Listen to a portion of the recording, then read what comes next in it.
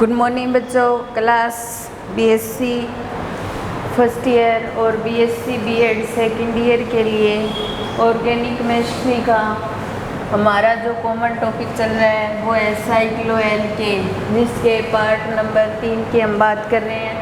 हमारा टॉपिक चल रहा है बनाने की विधियाँ। साइक्लोएल्केन बनाने की विधियाँ, जिसमें फ्राइंड विधि और परकीन विधि ये दोनों कंप्लीट हो गई थी। उसके बाद में नेक्स्ट मेथड आता है डाई कार्बोक्सिलिक अम्लों के एस्टरों से। ये मेथड काफ़ी बड़े बड़े मेथड हैं। डाई कार्बोक्सिलिक अम्लों के एस्टरों से या फिर इस मेथड का नाम है डिकमान विधि। इस चैप्टर में लगभग क्या है, नेम रिएक्शन है और नेम रिएक्शन सीधी पेपर में आ जाती है। तो डाई कार्बोक्सिलिक अम्लों के एस्टरों से या डिकमान विधि, इस विधि के अंदर क्या करते हैं, अपने डाई कार्बोक्सिलिक अम्लों के एस्टर लेते हैं और उन एस्टर्स को लेकर के सोडियम एथोक्साइड की प्रेजेंस में हम रिएक्शन करवाते हैं। तो ये कीटोनिक फॉर्म में आ जाते हैं और कीटोनिक फॉर्म में आने के पश्चात अगर उनका अपचयन करवाया जाए, और वो भी कौन सा, क्लीमेंसन अपचयन। तो क्लीमेंसन अपचयन जब करवाते हैं तो ये साइक्लोएल्केन में चेंज हो जाते हैं। तो यहाँ पर हम CH2 और CH2 CH2CO C2H5 ये ले लिया और सेम यही यहाँ ले लिया COC2H5। ये क्या हो गए, डाई कार्बोक्सिलिक अम्लों के एस्टर हो गए। इस CH को मैं ऐसे भी तो रख सकती हूँ, इस H को मान लो मैं यहाँ रख दूँ तो कोई फ़र्क नहीं होगा। भी CH2 ये है, CH2 ये है, मान लो इस H को फिर नीचे लगा देती हूँ यहाँ, तो कोई फ़र्क नहीं है। इसको क्या करेंगे, सोडियम की प्रेजेंस में या सोडियम एथोक्साइड की प्रेजेंस में रिएक्शन करवाएंगे। तो ये नेगेटिव और ये पॉजिटिव। ये जब रिएक्शन करेगा तब देखो यहाँ से ये C2H5O और ये H C2H5OH के रूप में बाहर निकल जाएंगे। इतनी बात आई समझ में। एक बार फिर देखिए, ये डाई कार्बोक्सिलिक अम्लों के हमने एस्टर ले लिया, इस H को मैंने थोड़ा सा खोल के ऐसे लिख दिया तो कोई दिक्कत नहीं। सोडियम और सोडियम एथोक्साइड की प्रेजेंस में हम रिएक्शन करवाएंगे। यहाँ से C2H5OH, ये O C2H5 और ये H ये बाहर निकल जाएंगे C2H5OH के। बाकी ऐसे कैसे लिखेंगे हम, तो देखो CH2 और ये CH2 आ जाएगा और फिर उसके पश्चात यहाँ CH2 और यहाँ CH आ जाएगा और CH के साथ क्या जुड़ा है, COOC2H5। अब देखिए यहाँ क्या बच गया, CO। ये C और O ये आपस में बॉन्डिंग कर लेंगे ऐसे, तो ये कीटोनिक फॉर्म आ गई। लेकिन इस कीटोनिक फॉर्म को पूरी तरह से कीटोनिक फॉर्म में या साइक्लोकीटोन में लेकर आएंगे, उससे पहले हमें ये चीज़ देखनी पड़ेगी। यहाँ पर हम क्या करवाएंगे, जल अपघटन करवाएंगे। ठीक है, जल अपघटन करवाएंगे तो देखो यहाँ से C2H5O और H मिलकर के C2H5OH के रूप में बाहर निकल जाएंगे। तो पीछे क्या बच जाएगा, CH2 और इधर CH2 और CH और C डबल बॉन्ड O, ये तो है ही। और यहाँ पर क्या बच गया, ये इसके साथ है, और यहाँ क्या बच गया, CO और इसका OH और जुड़ जाएगा इसके साथ में। तो जो एस्टर ग्रुप था वो किस में चेंज हो गया, कार्बोक्सिलिक ग्रुप में। फिर उसके पश्चात यहाँ पर हम क्या करवाएंगे, B कार्बोक्सिलीकरण करवाएंगे।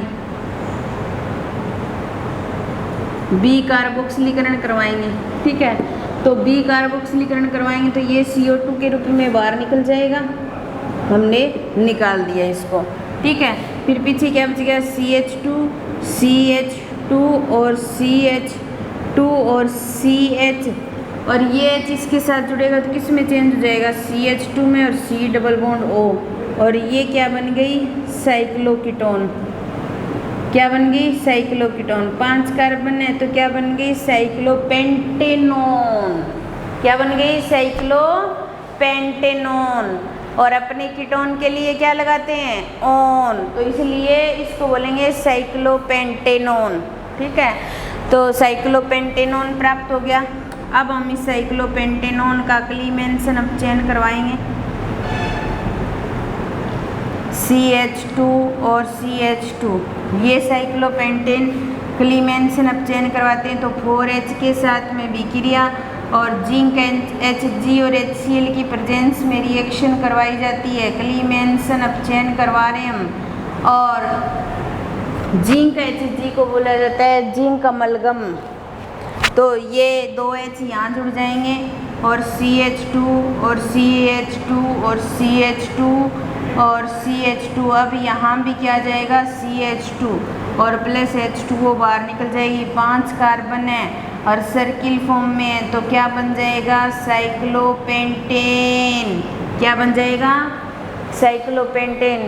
इसको मैं आराम से 2-2, 3-3 रिएक्शन करवा कर इसलिए तो करवा रही हूँ क्योंकि ये आपके लिए एक नया चैप्टर है और अब की बार लगाया तो ध्यान से करना है। तो सबसे पहले हमने डाइकार्बोक्सिलिक अम्लों के एस्टर लिया, इस H को C2H5O को C2H5OH के रूप में बाहर निकाल दिया, और ये यहाँ CO बच गया, वो कीटोनिक फॉर्म में आ गया, और बाकी वैसे लिख दिया। फिर हम जल अपघटन करवा रहे हैं तो C2H5O के साथ H जुड़कर C2H5OH के रूप में बाहर निकल जाएगा, और ये COOH में चेंज हो जाएगा। फिर बी कार्बोक्सिलीकरण का मतलब होता है CO2 को बाहर निकालना, ये CO2 बाहर निकल जाएगी और ये H इसके साथ ऐड हो जाएगा तो साइक्लोकीटोन में चेंज हो जाएगा, या साइक्लोपेंटेनोन बोल सकते हैं अपने। फिर हम क्या करेंगे, साइक्लोपेंटेनोन का क्लीमेंसन अब चयन करवाएंगे।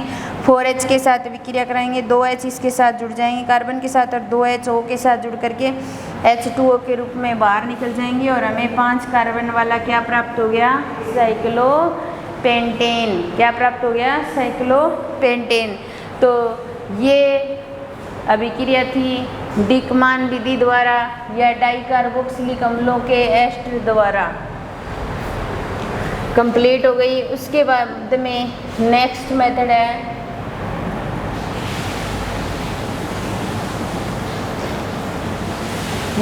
आता है डाइकार्बोक्सिलिक अम्लों के कैल्शियम लवणों से, या बेरियम लवण भी ले सकते हैं, या इस मेथड का नाम क्या है, विश्लेषण अभिक्रिया। तो नेक्स्ट मेथड आता है डाइकार्बोक्सिलिक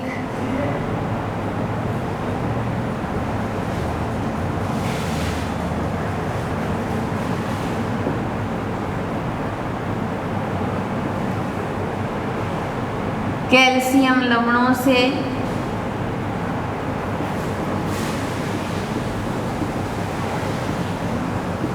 या इस रिएक्शन का नाम है विश्लेषण विधि।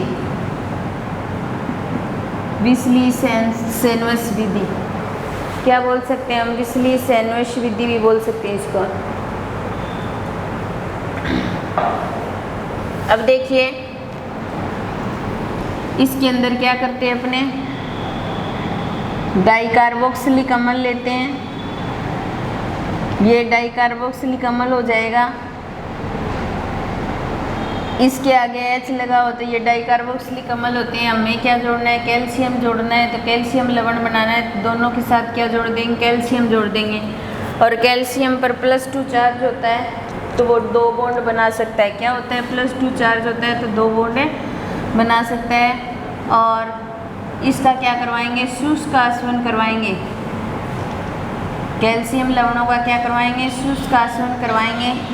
तो ये यहाँ से ऐसे बाहर निकल जाएगा, किस फॉर्म में, CaCO3 के फॉर्म में, कैल्शियम कार्बोनेट फॉर्म में, कैल्शियम कार्बोनेट की फॉर्म में ये शुष्क आसवन करवाने पर बाहर निकल जाएगा।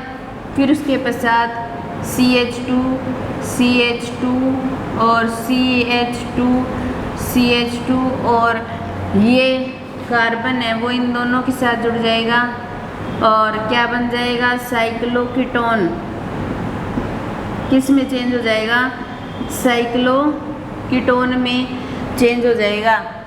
अब देखिए, या फिर अपने क्या बोल सकते हैं, साइक्लोपेंटेनॉन। इसको क्या बोल सकते हैं, साइक्लोपेंटेनॉन। अब हम क्या करेंगे, इसका क्लीमेंसन अपचयन करवाएंगे। क्या करवाएंगे, क्लीमेंसन अपचयन।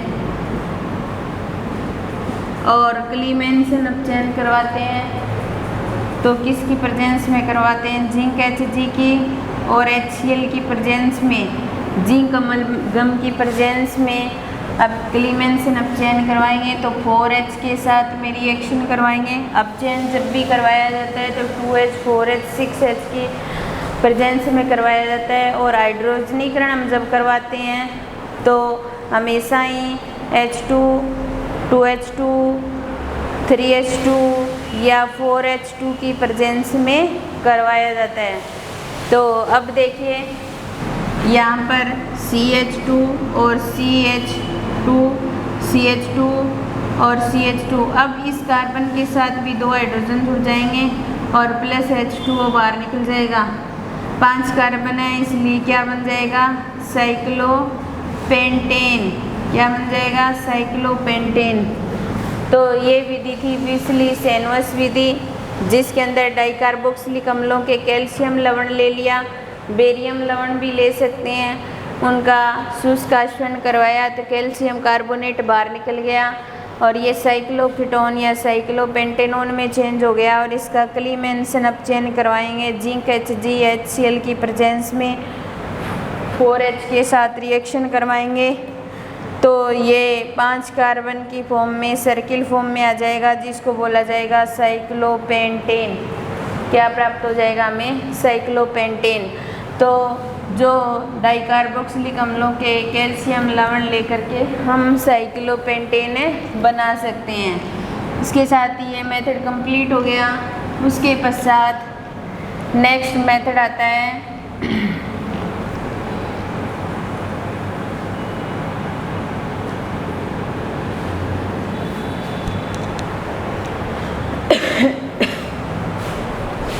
नेक्स्ट मेथड आता है अल्फा ओमेगा डाइनाइट्राइलो से और अल्फा ओमेगा डाइनाइट्राइल। अब देखिए ये क्या होता है, चलो मेथड का नाम लिखते हैं पहले, अल्फा ओमेगा डाइनाइट्राइलो से। अल्फा ओमेगा डाइनाइट्राइलो से, या इस विधि को बोला जाता है जिगलर-थॉर्प विधि। क्या बोला जाता है, जिगलर-थॉर्प विधि। तो जिगलर-थॉर्प विधि या अल्फा ओमेगा डाइनाइट्राइल। अब देखिए ये C डबल बॉन्ड N, ये कंडीशन होती है, ये किसकी होती है, साइनाइड की होती है। ठीक है, इसके आगे R जुड़ जाता है तो इसको बोल दिया जाता है एल्किल साइनाइड, एल्किल साइनाइड। और या फिर इसको क्या बोला जाता है, नाइट्राइल। क्या बोला जाता है, नाइट्राइल। और अगर CH2 डबल बॉन्ड CH के साथ CN जुड़ा होता है तो एक्रिलोनाइट्राइल हो जाता है। तो इस प्रकार अपने क्या कर सकते हैं कि नाइट्राइल लेंगे। नाइट्राइल का मतलब क्या है कि CN जो है वो किसी एल्किल ग्रुप के साथ या कार्बन के साथ जुड़ा हुआ है, तो कार्बन के साथ जुड़ा होता है तो उसको बोला जाता है नाइट्राइल। तो हम सबसे पहले क्या करेंगे, अल्फा ओमेगा नाइट्राइल को लेंगे। क्या लेंगे, अल्फा ओमेगा नाइट्राइल को लेंगे और उस नाइट्राइल को लेकर के N लिथियम N एथिल या फेनिल के साथ रिएक्शन करवाएंगे।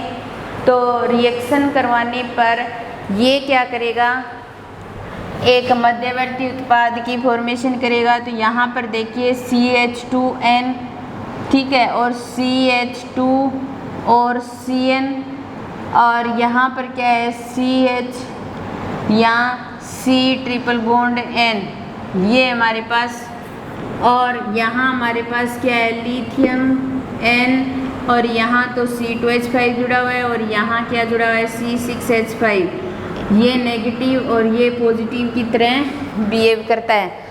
अब देखिए यहाँ पर हम क्या करेंगे, इसके साथ में जो ये CH है यहाँ से एक हाइड्रोजन निकलेगा और वो हाइड्रोजन इसके साथ में जुड़ेगा और इसके साथ में जुड़ करके अपने क्या करेंगे जब NH के साथ कोई चीज़ जुड़ी होती है तो उसको बोला जाता है सेकेंडरी एमीन। क्या बोला जाता है? Secondary amine. तो ये क्या करेगा? सेकेंडरी एमीन की फॉर्म में बाहर निकल जाएगा। चाहिए उसके साथ C2H5 जुड़ा हो, चाहे एल्किल ग्रुप जुड़ा हो, चाहे C6H5 जुड़ा हो, NH की कंडीशन होगी तो उसको सेकेंडरी एमीन ही बोला जाएगा। अब देखिए यहाँ से NH और C2H5 और C6H5 ये बाहर निकल गया। ये H ये यहाँ से निकला है तो अब देखिए CH2N और यहाँ पे क्या रह जाएगा? CH और ये C इसके साथ ये जुड़ जाएगा, डबल बॉन्ड NLi और इसके साथ C ट्रिपल बॉन्ड N है ही, ये कंडीशन आ जाएगी। फिर हम इसका क्या करेंगे? जल अपघटन करवाएंगे और जल अपघटन करवाएंगे तो हम CH और C डबल बॉन्ड NH ये H यहाँ जाएगा और LiOH बाहर निकल जाएगा। लिथियम हाइड्रोक्साइड को यहाँ से बाहर निकाल देंगे NH और CH ये से रहेगा और C ट्रिपल बॉन्ड N। अब फिर एक बार फिर जल अपघटन करवाएंगे और ये साइनाइड ग्रुप है, इसको किस में चेंज करेंगे? कार्बोक्सिलिक ग्रुप में। तो ये आ जाएगा CH2N और यहाँ CH और ये C डबल बॉन्ड NH ये जुड़ा हुआ है, ठीक है। और इसको COOH में चेंज करेंगे। पहले हमने इसको चेंज किया, जल अपघटन करवा कर LiOH बाहर निकाल दिया, जल अपघटन की प्रेजेंस में H2O की प्रेजेंस में रिएक्शन करवाई और ये C डबल बॉन्ड NH आ गया। फिर एक बार फिर जल अपघटन करवाए तो साइनाइड ग्रुप को चेंज कर दिया और यहाँ से NH3 बाहर निकल जाएगा, ठीक है। या NH4OH निकाल दो चाहिए। फिर उसके पश्चात फिर जल अपघटन करेंगे और जल अपघटन करवाएंगे। अब इसको चेंज करेंगे, यहाँ से NH3 बाहर निकल जाएगा और ये CH2N और ये CH और ये COOH और ये कार्बन और यहाँ पर तो ऑक्सीजन लग जाएगा और ये दोनों हाइड्रोजन NH के साथ जुड़कर NH3 के रूप में बाहर निकल जाएंगे। फिर इसका क्या करवाएंगे? बी कार्बोक्सिलीकरण। क्या करवाएंगे? बी कार्बोक्सिलीकरण करवाएंगे और बी कार्बोक्सिलीकरण करवाएंगे तो ये CO2 बाहर निकल जाएगी और ये H इस कार्बन के साथ जुड़ जाएगा और CH2N और CH2 आ जाएगा यहाँ पे और यहाँ C डबल बॉन्ड O और ये क्या बन जाएगी? साइक्लोकीटोन। क्या बन जाएगी? साइक्लोकीटोन। तो यहाँ पर हमारे पास क्या आ गई? साइक्लोकीटोन आ गई और इस साइक्लोकीटोन को का फिर क्लीमेंसन अपचयन करवाएंगे। क्या करवाएंगे? क्लीमेंसन अपचयन करवाएंगे। तो जिंक Hg की प्रेजेंस में रिएक्शन करवाएंगे, HCl की प्रेजेंस में रिएक्शन करवाएंगे और 4H के साथ रिएक्शन करवाएंगे तो दो हाइड्रोजन यहाँ जुड़ जाएंगे तो CH2N और CH2 और CH2 और क्या बन जाएगा? Cycloalkane. क्या बन जाएगा भाई? Cycloalkane. तो इस प्रकार हम अल्फा ओमेगा डाइनाइट्राइल या जिगलर थार्प विधि के द्वारा भी साइक्लो एल्केन बना सकते हैं। सबसे पहले हमने अल्फा ओमेगा डाइनाइट्राइल लिया, लिथियम एन एथिल फेनिल के साथ रिएक्शन करवाई, सेकेंडरी एमीन के रूप में बाहर निकल गया। हमने यहाँ वाले H को बाहर निकाल दिया, इसके साथ जोड़ दिया, ये निकल गया। फिर CH और ये आपस में बॉन्डिंग कर लेंगे और लिथियम इसके साथ जुड़ जाएगा। जल अपघटन करवाएंगे तो इसको चेंज करेंगे, ये हो गया। फिर दोबारा जल अपघटन करवाएंगे तो इसको चेंज करेंगे। साइनाइड ग्रुप को किस में चेंज करेंगे? कार्बोक्सिलिक ग्रुप में। फिर जल अपघटन करवाएंगे तो इस कंडीशन को चेंज करेंगे तो ये कीटोनिक ग्रुप में चेंज हो जाएगी। फिर भी कार्बोक्सिलीकरण करवाएंगे तो CO2 बाहर निकल जाएगी और क्या बन जाएगा, साइक्लोकीटोन। और साइक्लोकीटोन का क्या करवाएंगे, क्लीमेंसन अपचयन करवाएंगे, 4H के साथ विक्रिया करवाएंगे जिंक अमलगम और HCl की प्रेजेंस में, तो क्या प्राप्त हो जाएगी, साइक्लो एल्केन। तो इस तरीके से हमने विस्ली-सैनोस विधि द्वारा और जिगलर-थार्प विधि द्वारा हमने क्या कर दी, साइक्लोएल्केन का निर्माण कर दिया। आज की क्लास यही समाप्त होती है। धन्यवाद।